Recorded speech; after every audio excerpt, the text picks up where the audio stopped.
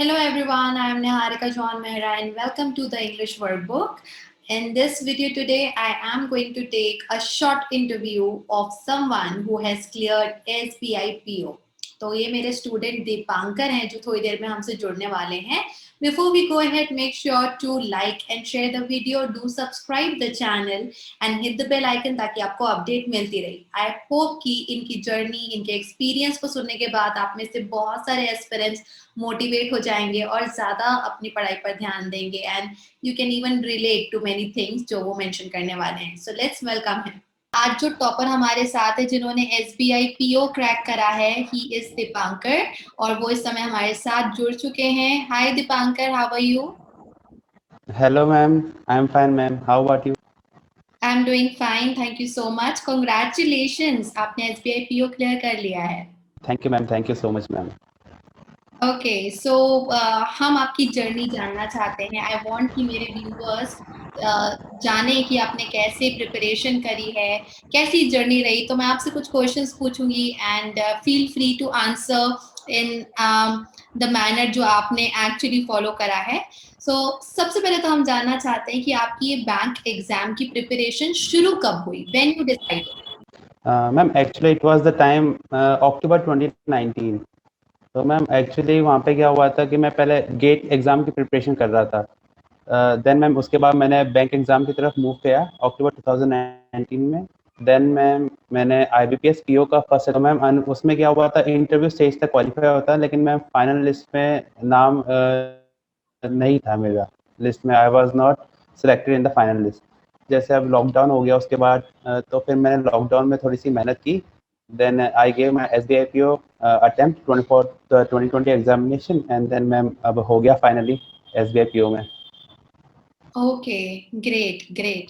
So Yes, ma'am. it's something जो कि एक और स्टूडेंट से अभी मैंने बात करी थी कि लॉकडाउन में अच्छा खासा टाइम यूटिलाइज किया है. इससे पहले कि हम आपकी प्रिपरेशन के बारे में जाने, नीड टू नो कि आपका बैकग्राउंड क्या है, एजुकेशन बैकग्राउंड क्या रहा है आपका? मैम मैंने एजुकेशन में I am a BTech student. I have done in chemical engineering my BTech and yes ma'am from Punjab university. And then उसके बाद मैम ओके सो कब आपका ग्रेजुएशन हो गया था, किस ईयर में? मैम 2018 में ग्रेजुएशन हो गया था मैम मेरा. एंड देन यू डिसाइडेड कि अभी आपको बैंक एग्जाम्स के लिए तैयारी करनी है. So let's start with your preparation part कि कैसे स्ट्रैटेजी रहा प्रिपरेशन का, प्री का और मेंस का, सभी सब्जेक्ट्स का. प्लीज बताइए दीपांकर. ओके मैम पहले एक्चुअली जैसे हम इसमें 3 सेक्शन मेन होते हैं, prelim examination, mains examination and then the interview stage. 3 stage process है मैम ये. तो मैम जैसे इंजीनियरिंग की है मैंने, तो मैम मैथ्स एंड रीजनिंग में और इंग्लिश में इतनी दिक्कत आती नहीं है मेनली जनरली. तो मैम मेन तो जो दिक्कत थी वो मैम थी जनरल अवेयरनेस सेक्शन में.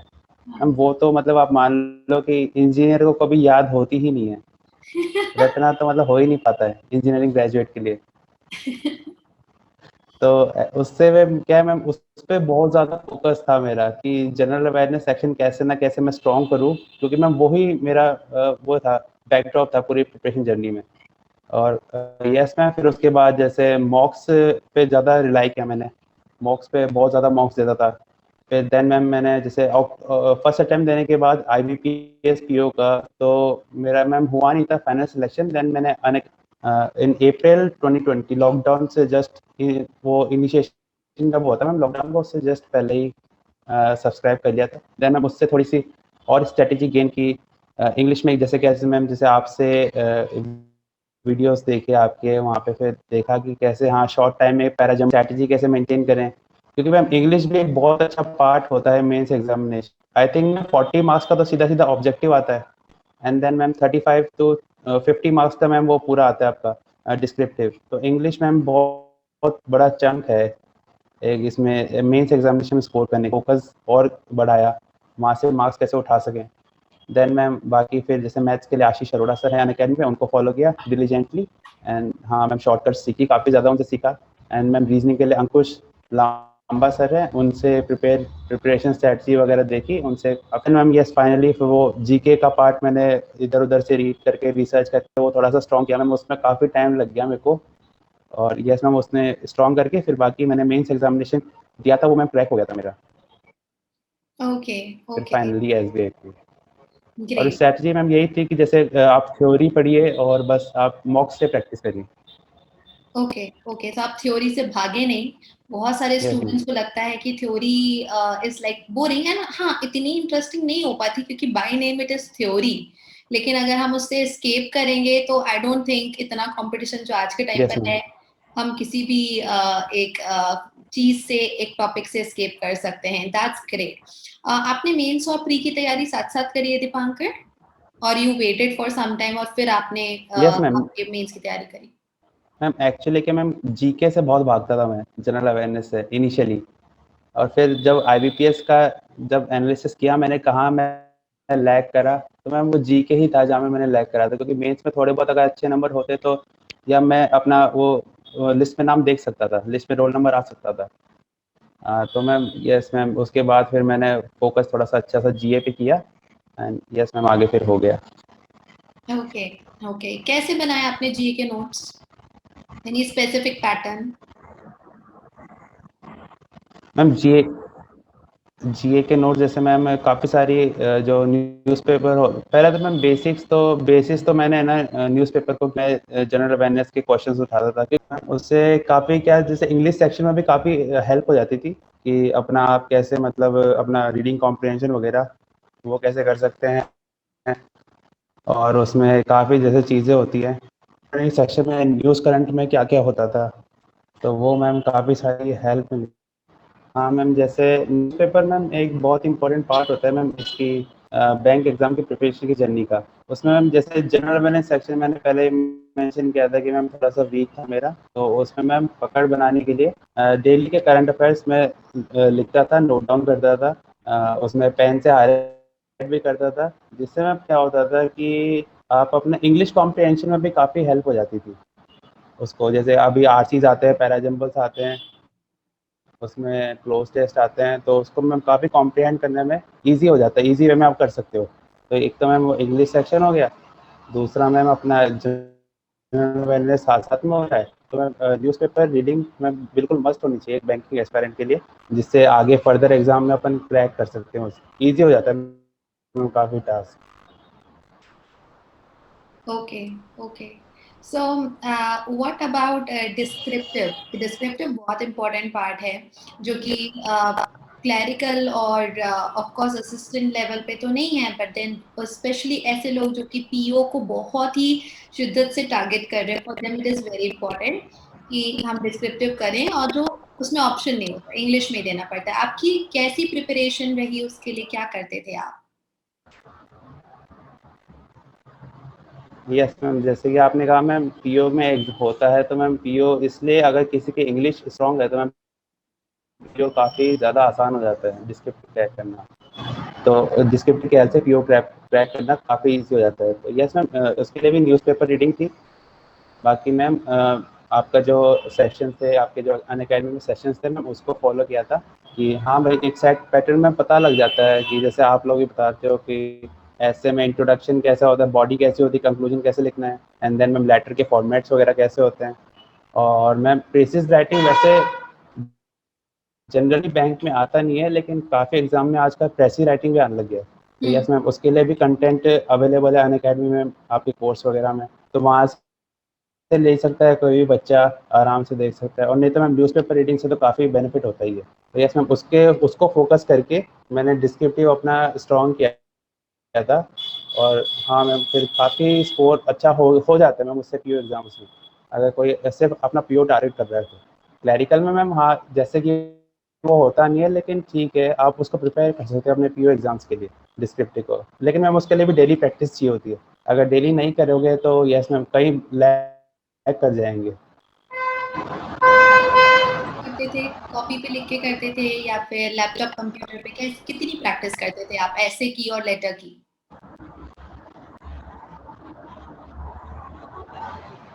हाँ मैम जैसे वो न्यूज़पेपर में रीडिंग हो रही है तो मैम वो तो मैं जनरली पेन से ही करता था, लेकिन जब कभी प्रैक्टिस की बारी आती तो मैं हमेशा लैपटॉप पर प्रीफर करता था, क्योंकि मैम जो जहाँ पे हम एट होम प्रैक्टिस करते हैं वही मैम अपने एग्जाम में प्रैक्टिस हो पाती है। वो पाती है उस चीज़ से। तो यस मैम, वो प्रैक्टिस मैं लैपटॉप में करता था और वहाँ पे भी फिर वो लैपटॉप की प्रैक्टिस है, तो आपका एग्ज़ाम भी लैपटॉप पे है डिस्क्रिप्टिव का। आप शुरू से ही लैपटॉप पे प्रैक्टिस करते हो मैम, काफ़ी हेल्प करती है। Okay, good good.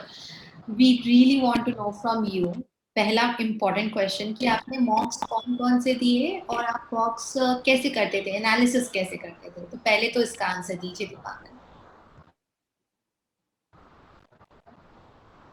मैम मॉक्स आपका वो एक मेन मोटिव नहीं होता, उसको एनालिसिस करना मैम वो ज़रूरी, बहुत ज़रूरी होता है और वो ज़्यादा इंपॉर्टेंट होता है कि आप मॉक दो से भी।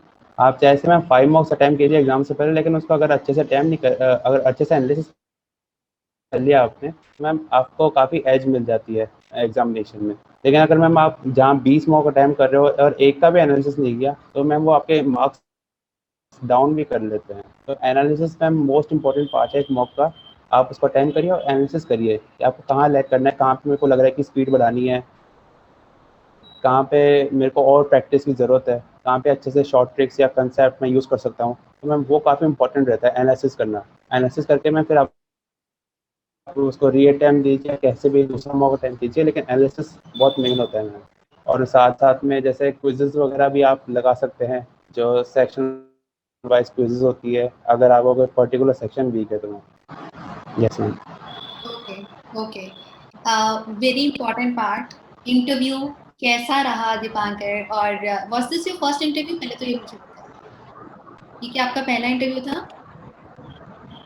Ma'am it was exactly my third interview ma'am. First was IBPS PO, then I fortunately cracked the National Housing Bank okay assistant manager examination. Then I gave its interview, and yes, SBI PO examination PO interview was my third attempt in the interview. Okay, आपने English या हिंदी में दिया था interview? Ma'am इसमें ma'am language matter करती नहीं है वैसे जनरली इंटरव्यू में। उसमें मीडियम भी सिलेक्ट करने का ऑप्शन होता है, आप इंग्लिश में देना चाहे हिंदी में, तो मैम मैं मिक्स में ही देता था। इसमें पूरी प्रॉपर मैम इंग्लिश फ्लुएंसी इतनी अच्छी नहीं है, लेकिन हाँ मैम कंसेप्ट ठीक है। ओके ओके, तो चलिए अब आप बताइए, I will give this time to you to tell us थोड़ा सा डिटेल में कि क्या क्या क्या है, आपका एक्सपीरियंस कैसा रहा? आप कैसे एंटर करे, हाउ वाज एवरीथिंग? नर्वस हुए नहीं हुए? We want to know that. Yes ma'am, interview में मैम जाने से पहले जब तक आपका कॉल नहीं आता वहाँ पे कि यस दीपांकर जाके now get up and it is your turn to present in front of the interview board, जब तक मैम वो सुनने को नहीं मिलता तब तक तो मैम नर्वसनेस बहुत होती है कि यार कैसा होगा क्या नहीं होगा, कैसे होगा, क्या क्वेश्चन आएंगे। लेकिन मैम जैसे ही आप इंटरव्यू में अंदर जाते हो तो आपको मैम कूल एंड काम रहना होता है, अपने मतलब आंसर पे कॉन्फिडेंस दिखाना होता है। जितना मैम कॉन्फिडेंस आपका अच्छा रहेगा उतने आपको इंटरव्यू में अच्छे मार्क्स मिल जाएंगे। और मैम जैसे बैंकिंग एक्सपेरेंट में क्या होता है कि जैसे वो सोचते हैं कि यार मैं बैंकिंग पढ़ लेता हूँ इंटरव्यू में, बैंकिंग ही आएगी और कुछ नहीं आएगी, थोड़ा सा करंट अफेयर्स पढ़ जाता हूँ, या फिर वो सोचते हैं कि हाँ मैं चलो ठीक है हो जाएगा। लेकिन मैम वो आप बिलीव नहीं करेंगे मैम, SBI PO में मेरे से मैम बैंकिंग का एक क्वेश्चन नहीं पूछा, और ना ही मैम मेरे से जस्ट ये पूछा कि आप SBI की फुल फॉर्म भी बता दीजिए, उन्होंने ये क्वेश्चन भी नहीं पूछा। हाँ तो मैम उसके बाद फिर जैसे उन्होंने सिर्फ सिंपल नॉर्मल HR इंटरव्यू लिया था, डिग्री के बारे में पूछा था, आपने कौन सी ग्रेजुएशन कहाँ से किया है, आप किस सिटी से बिलोंग करते हो, तो उस सिटी के बारे में आप अपने बारे में थोड़ा सा ब्रीफ डिस्क्रिप्शन दीजिए कि कैसे क्या है। एंड मैम नॉर्मल जो हॉबीज़ थी उनसे पूरा इंटरव्यू पूछा था। यस मैम, बाकी बिल्कुल नॉर्मल HR क्वेश्चन था, HR question and answers round था मैम वो। बैंकिंग का एक शब्द नहीं पूछा मैम। नहीं तो बच्चे क्या करते हैं मैम, जैसे 1 महीना बाकी होता है, 15 दिन बाकी है इंटरव्यू में, बैंकिंग पढ़ते हैं, करंट अफेयर्स पढ़ते हैं। मैम वो को बैकअप होना चाहिए, लेकिन वो ज़्यादा बैंकिंग को ना पढ़ें। तो वो है कि आप अपना कॉन्फिडेंस बिल्डअप करें इंटरव्यू में और कूल एंड काम रहें, बिल्कुल जितना सोबर हो सकते हैं आप उतना रहें। काफ़ी बिल्कुल एकदम लाइट फील करवाते मैम इंटरव्यू बोर्ड वाले आपको। तो मैम हाँ, उसी जेस्चर में आप अपना पूरा इंटरव्यू दीजिए, काफ़ी सक्सेस मिलेगी उन चीज़ से। ओके ओके, तो सी आई थिंक जब आप बताए थे कि आपका आईबीपीएस पीओ नहीं हो पाया था the previous one, how did you overcome that moment? क्योंकि इतना नजदीक पहुंच के कई बार प्री में नहीं होता है, फिर भी थोड़ा समझ हो जाता है, बच्चे समझ जाते हैं। फिर वो और एग्जाम की प्रिपरेशन करते, बट इट्स लाइक आप इंटरव्यू तक पहुंच गए एंड एट दैट स्टेज अगर नहीं हो पाया तो आपने वो सिचुएशन कैसे हैंडल करी? How did you overcome that? Yes ma'am. Ma'am जैसे मैं आपको पहले बताया था कि मैं 2018 में मैम गेट की प्रिपरेशन कर रहा था। तो मैम ऐसा नहीं है कि ये एक फेलियर था, काफ़ी सारे फेलियर देखे मैंने कि कम से कम 5 to 6 एग्ज़ाम्स में मेरा फाइनल सिलेक्शन नहीं हो पाया। लेकिन मैम मैं हमेशा एक माइंडसेट रखता था कि होएगा तो हो जाएगा, नहीं होगा तो कोई बात नहीं, अपन और अच्छे से मेहनत करेंगे नेक्स्ट एग्ज़ाम के लिए। तो मैम ये एटीट्यूड काफ़ी मतलब हेल्प करता था मेरे को। आईबीपीएस पीओ में मैम यस कि लास्ट स्टेज में आके नहीं हुआ, फाइनल स्टेज में क्रैक नहीं किया इंटरव्यू में, मैम थोड़ा सा बुरा लगता है। लेकिन ठीक है मैम, उसके बाद फिर मैंने अपने आप को थोड़ा सा मोटिवेट किया एंड देन फिर मैम मैं I gain momentum for the SBI PO preparation. And उसके बाद फिर मैंने अपने आप को एसबीआई पीओ के लिए बोला कि हाँ भाई अब क्रैक करना है, तो इसमें आपको फुल अपना एनर्जी लगानी है, फुल अपना मोटिवेशन लगाना है, सब कुछ लगाना है। तो यस मैम, मैं माइंडसेट लेकिन मेरा हमेशा से ऐसे लगे कि मैम होएगा तो हो जाएगा, नहीं होगा तो नहीं होगा। इस माइंडसेट से हमेशा पेपर में बैठता था मैम। तो काफ़ी माइंड फ्री होके बैठता था मैम, ऐसे नहीं है। Okay. What you used to do for some free time और ऐसा टाइम जब आप थोड़ा रिलैक्स होना चाहते हो, क्योंकि लंबी लंबी सिटिंग्स कभी कभी देनी पड़ जाती हैं, है ना, प्रिपरेशन के टाइम। तो आपकी क्या हॉबीज रही है, ऐसा क्या करते थे जो आपको थोड़ा रिलैक्स करता था? यस मैम, जैसे मैम नॉर्मल हॉबी तो मैम सबकी होती है, जैसे लिसनिंग टू म्यूज़िक, और कभी वॉक कर लिया, या फिर इधर-उधर अपने फ्रेंड से चिट-चैट कर लिया, या मम्मी की अपने काम में थोड़ी-सी हेल्प करा दी। तो यस मैम, थोड़ा-सा इसमें टाइम पास कर लेता था मैं, अगर थोड़ा-सा माइंड डाइवर्ट करना हो थोड़े टाइम के लिए प्रिपरेशन से, कि हाँ चलो ठीक है, अभी थोड़ा-सा ज़्यादा ओवरवेल्म सा फील हो रहा है, तो आप थोड़ा-सा फ्री माइंड के लिए ये सब चीज़ें करता था ma'am. What kept you motivated? Motivation के लिए कुछ अलग से किया और you were motivated enough from inside? Ma'am motivation yes ma'am, हमेशा मैम ये सोचता था कि जैसे अभी नौकरी लग जाएगी तो अरे कार खरीदूँगा। तो मैम ये बहुत छोटा-सा मतलब फाइनेंशियल गोल था मेरा। तो यस मैम, उसके लिए फिर वही एक चीज़ मोटिवेट करा, फिर मैम उसके लिए फिर काफ़ी मतलब मैंने अपने आप को मोटिवेट रखा, और काफ़ी मैम पेरेंट्स ने भी काफ़ी हेल्प की। पेरेंट्स का सपोर्ट मैम मोस्ट इम्पोर्टेंट होता है। अगर पेरेंट्स की आप उन्होंने आपको इतना बड़ा किया और आप अब आपकी बारी, आप उनको रिटर्न पे बैक करो उन चीज़ का, तो उन्होंने आपके लिए किया है। तो यस मैम, वो एक चीज़ भी थी। काफ़ी मोटिवेशन था मैम वो। ओके, सो पेरेंट्स एंड आपका जो एक ड्रीम है, सबका होता है, and I have been telling this lately कि आप जो ड्रीम कर रहे हो उसको सामने उसको देखोगे, फेलियर्स के ऊपर फोकस नहीं करोगे, आप उसके ऊपर टारगेट रखोगे, सो आपको ऑटोमेटिकली अंदर से एक एनर्जी मिलती जाती है, वो पॉजिटिविटी मिलती जाती है दैट यू कीप गोइंग। और फिर एक दिन definitely good thing will happen for you with you. Great, great. Yes ma'am, Anything exactly. which you regretted doing, कि आपके पढ़ाई के समय में ऐसा कुछ आपको लगा नहीं अरे मैं गलत कर रहा था, इसको मैं ऐसा कर लेता तो बेटर होता, एनीथिंग जो आपने अपनी गलती से सीखा दिमाग? हाँ मैम, मैं यहाँ पे एक चीज़ पॉइंट आउट करना चाहूँगा, जैसे मैम इंग्लिश को मैम काफ़ी लोग ऐसे सोचते हैं कि हाँ चलो ठीक है हम कर लेंगे, हो जाएगी, तो चलो ठीक है यार, ये इंग्लिश में रूल्स ही तो है, रूल्स रट लेंगे यार, अपन न्यूज़पेपर पढ़ते सब हो जाएगा। मैम ऐसा कुछ नहीं है। ये मैम, मैं ये चीज़ 2-3 एग्ज़ाम देने के बाद मैम रिग्रेट हुआ मेरे को, क्योंकि मैम पहले मैं भी ऐसे ही बिना प्रिपरेशन के इंग्लिश में जाता था, हाँ यार इंग्लिश तो कर लेंगे, अपन इंजीनियरिंग की है, अपने वो देखा है। नहीं मैम, ऐसा कुछ नहीं होता, हर चीज़ के लिए आपको प्रैक्टिस चाहिए। तो और मैम इंग्लिश का जैसे आपने को बताया कि 40 नंबर का तो मैम ऑब्जेक्टिव आता है, एंड 35 to 50 नंबर का मैम डिस्क्रिप्टिव आता है। तो मैम इतना बड़ा चंक आप ऐसे ही मतलब जाने नहीं दे सकते अपने सामने से। और मैम अगर इंग्लिश की ही तैयारी कर लोगे आप, तो आपका निकल जाएगा, पेपर ही निकल जाएगा। अब मैम एसबीआई का सेक्शन कट ऑफ है नहीं इसमें, तो आप सिर्फ इंग्लिश की ही तैयारी करिए, आपका पूरा पेपर निकलेगा। एग्जैक्टली। मैम वो चीज़ मैंने शुरू में रिग्रेट की, लेकिन मैम उसको मैंने ओवरकम किया, और उसको मैम फिर मैंने एनालिसिस किया, काफ़ी प्रिपेयर किया, एंड देन मैं फाइनली ठीक ठाक सी हो गई, इंग्लिश अच्छे से हो गया, फिर मैं क्रैक कर लिया SBIPO। Great, great. So we are really happy again कि as a teacher also when हम ऐसे टेस्टिमोनियल सुनते हैं तो हमें भी बहुत एनकरेज फील होता है कि चलो हमारी इतनी मेहनत जो स्टूडेंट है और स्टूडेंट की मेहनत जो है वो दोनों रंग लाई। I we wish and I wish कि आप जल्दी से यस मैम, एग्जैक्टली। जैसे ही आपकी पोस्टिंग लगती है तो आपको नोटिफिकेशन बाकी है राइट, दैट इज पेंडिंग है ना?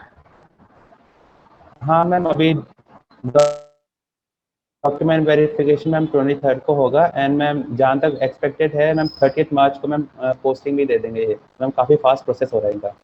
हाँ हाँ, क्योंकि बहुत डिले भी हुआ था, आई हैव हर्ड दिस कि काफी फास्ट प्रोसेस हो रहा है। टेल अस दिस, घर पे कैसे ब्रेक किया news? You just went and told कि ये मेरा हो गया है, सेलिब्रेट कैसे करा? मैम एक्चुअली क्या हुआ था मैम, इसकी भी बहुत इंटरेस्टिंग स्टोरी है। मैम जैसे ये इसका रिजल्ट आया था 11:30 के आसपास आया था मैम, रात को। हम्म। मैम जैसे पेरेंट्स है मेरे मैम, वो जनरली 10 PM पे मैम सो जाते हैं। तो मैम मैं उस टाइम पे ना, जैसे अभी कोई आर्टिकल वगैरह कुछ पढ़ रहा था मैंने, तो एकदम से व्हाट्सएप पे मैं पॉपअप हुआ, टेलीग्राम पे या व्हाट्सएप पे मैम कहीं पे एक जगह तो पॉपअप हुआ था कि आपका रिजल्ट आ गया, रिजल्ट अनाउंस हो चुका है। तो जैसे मैम मैंने खोला, फिर सबसे पहले तो मैंने खुद ही मैम रोल नंबर चेक किया कि हाँ ठीक है। फिर मैम पता चला कि रोल नंबर आ गया, अपीयर हो गया लिस्ट में। तो मैम मैं सबसे पहले फिर पापा मम्मी के पास गया, उनको है ना उठाया पहले तो कि उठो, your child got selected for SBIPO।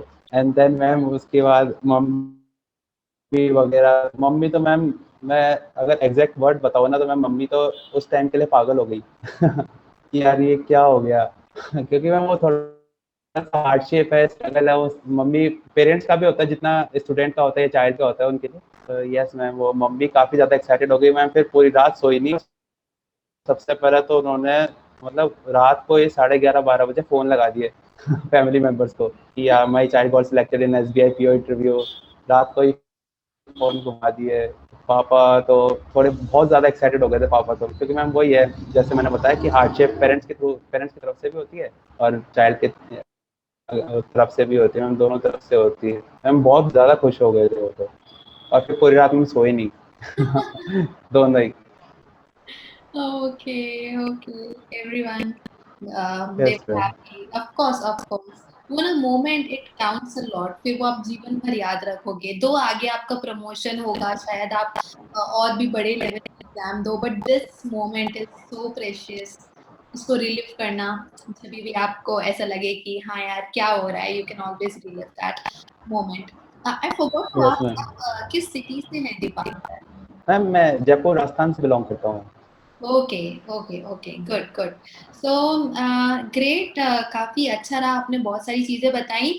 आप जो ऐसे स्टूडेंट्स अभी हमारा ये वीडियो देख रहे हैं जो कि तैयारी कर रहे हैं अपकमिंग एग्जाम्स की, थोड़े परेशान भी हैं क्योंकि नोटिफिकेशन का टाइमिंग बड़ा गड़बड़ हो रहा है। हमें नहीं, हम बहुत एक्सपेक्ट कर रहे हैं एट प्रेजेंट SBI क्लर्क के नोटिफिकेशन की। तो आप ऐसे क्या एक दो बातें उनको मैसेज देना चाहेंगे, दे शुड फॉलो दिस, या सबसे इम्पोर्टेंट अगर मैं आपको बोलूँ तो क्या दो बातें ऐसी हैं जो आप उनको कहना चाहेंगे? यस मैम, सबसे पहली बात मैम ये है कि आप नोटिफिकेशन की वेट मत करिए, अपनी प्रिपरेशन कंटिन्यू रखें, या अगर स्टार्ट नहीं किए तो स्टार्ट कर दीजिए। ये है, आप नोटिफिकेशन की वेट मत करिए। And ma'am second thing is that कि मैम इंग्लिश का तो जैसे मैंने काफ़ी इलेबोरेट कर दिया अपने उसमें, पूरे अपने टॉक में। मैम जनरल अवेयरनेस का मैं कहना चाहता हूँ कि आप पूरा जनरल अवेयरनेस के लिए डेली बेसिस पे अपने नोट्स बनाइए और उसको रिवाइज करिए, और उसको कैसे भी करके आप रटिए, क्योंकि ma'am rote learning is the key to success in the general awareness section. क्योंकि मैम उसमें और कुछ आता ही नहीं, आप दिमाग लगा ही नहीं सकते उसमें, वो आपको करना ही है। और इस बार मैम काफ़ी, मतलब मैंने आपने मैम सुना भी होगा शायद था कि जनरल अवेयरनेस सेक्शन काफ़ी मैम अनप्रिडिक्टेबल आया था SBIPO में। इस तो बार ये यस तो मैम, बहुत ज्यादा था। उसके लिए काफ़ी, मतलब डेली बेसिस पे आपको, यस मैम, यस मैम, तो डेली बेसिस पे मैम वो करंट अफेयर्स, अपनी स्टैटिक जनरल अवेयरनेस आप कंटिन्यू सकते हैं, उसको कैसे भी करके आप पूरा मतलब अब 6 महीने का नहीं, आप पूरे 1 साल का कंटिन्यू रहोगे, आपके और भी एग्ज़ाम्स में काफ़ी हेल्प हो जाएगी उस चीज़ से। Okay, okay. Yes So, ma'am. thank you so much, Dipankar, for giving us your precious time, and we wish कि आप आने वाले time में और progress करो. May God be with you. So that was really great and kind of Dipankar to join with us and share so many things with us, especially viewers के लिए काफी helpful चीज़ उन्होंने share करी. So आप continue करो अपनी preparation करना without any delay, without waiting कि कब होगा एग्जाम, कैसे होगा, जब होगा तब नोटिफिकेशन आएगा तब करेंगे. अपनी तैयारी एकदम 110% रखो. सो आई बिलीव कि आप लोग एग्जाम अच्छे से क्लियर कर पाओगे. For more videos, stay tuned, and that's it for the day. Make sure to like, share, and subscribe. I'll see you soon. Till then, bye bye.